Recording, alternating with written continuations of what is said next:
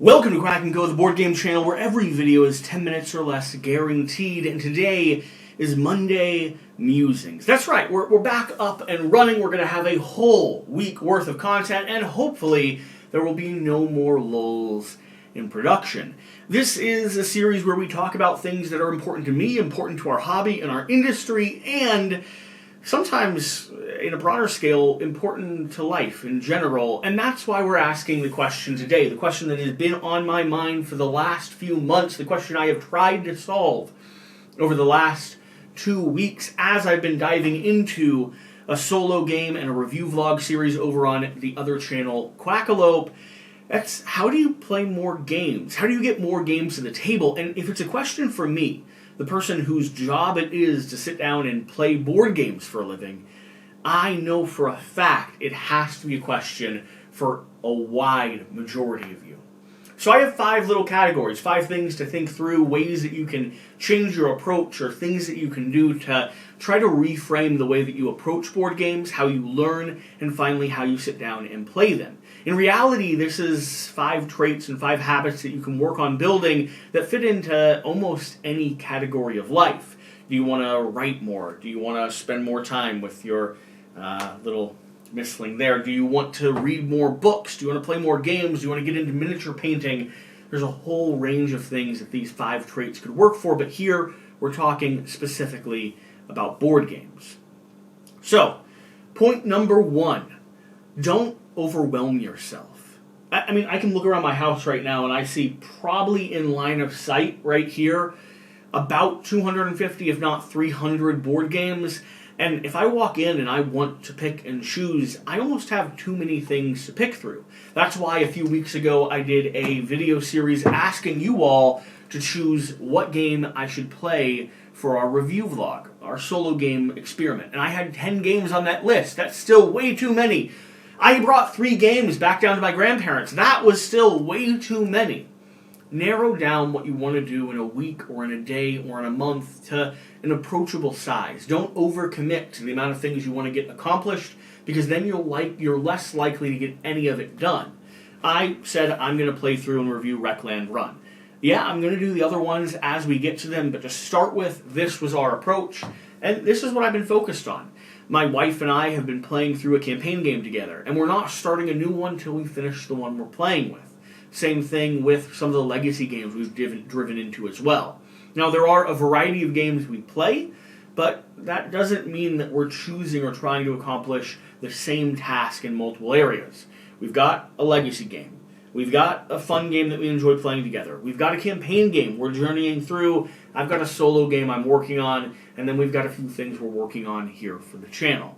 But we're trying to limit how much we take on so that we don't hit the barrier, the threshold of overcommitting and letting it all fall to the wayside because it feels like something bigger than you can handle. 2, leave your phone at home. Get off social media. Don't go onto the computer. Yeah, if you want to play music, there's solutions to that, or you can start the music on your phone and put the device in another room. But if you want to play games, games are something that require long-term, diligent focus. You have to read a rule book. You have to pay attention to the sequence. You have to be engaged with the game experience for anywhere from 30 minutes to sometimes multiple hours. And so anything that requires long-term, diligent focus also requires you to limit the amount of distractions you have in your life around you. So stop checking email, don't pick up the phone for anything, and especially don't go onto social media. Don't scroll, don't look, don't swing over to TikTok. Every interaction you have with that, every interruption you have in the learning and the playing process is going to take way more time and way more willpower for you to get started again into the game. I find that the places where I enjoy playing the games the most are right here on camera. And it's not because I like being on camera and presenting. I do. I have fun being here. I like talking through the experience. But I enjoy playing games on camera the most because no one, even if I'm playing solo, no one is distracted by their phones. No one's popping off to go do something else. No one's checking social media, remembering that it's their turn 15 minutes into the cycle. Instead, we're all engaged in the game. We're talking, we're sharing, we're laughing, and we're in the game. And that matters. So, leave technology at home, Don't go onto social media for anything when you have your designated game time. And that'll bring up point number 3. Set a time. Whether it's every other week or every single week or every day, like I really should be doing, set a time where you're going to be diligent about playing, learning, and experiencing a game. That could be once a week. You're hosting a Wednesday night game night, period. If no one shows up, that's okay. You get some me time. You leave your phone, you sit down with the one game you're going to play, and you play through it solo. You dive into it, you experience it, you have fun. You prepare for the next week. You do game-related stuff during that period of time, and you do it consistently. That'll make it so playing games is part of your routine. It's not the exception to the rule, but it's the rule itself. Any habit, anything you want to start building a routine around requires that consistency for you to get going and to stay consistent and to stay, and not only get going, but to stay diligent about it. So, set a time. Every week would be my recommendation. Okay. Recognize when you're avoiding a game or a project or a task. Recollect and run. I'm lucky to say I haven't been avoiding this game. I have lost horribly a few times, but I'm enjoying going through it.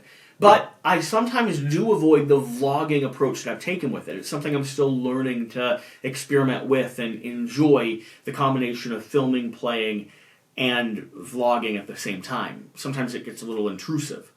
But there are games. I can look around and I can think to myself, man, I've been avoiding opening up Zombicide, the Wild West, because it's so much stuff for a long time now.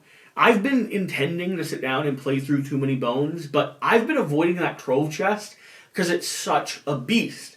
That's why I'm going to be playing through one small box of it. Recognize when you're avoiding a game.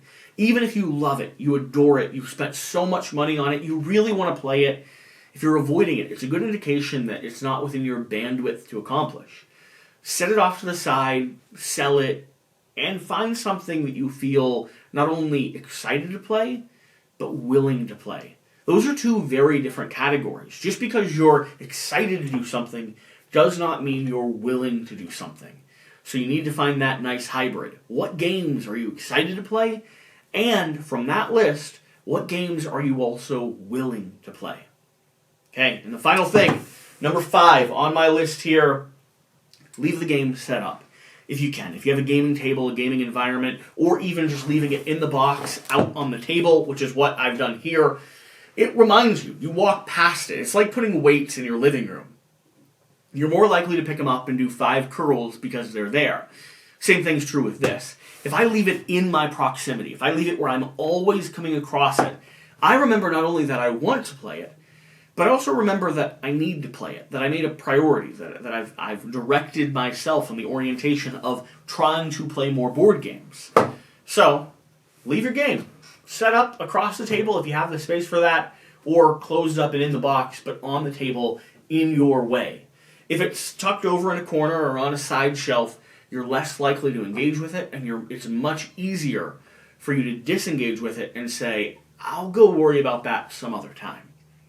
There you have it. There's my breakdown. 5 tips and tricks to play more board games. We all need the help. Thank you for watching. Thank you for being here. Remember, less time watching means more time playing. This has been a Quack&Co video.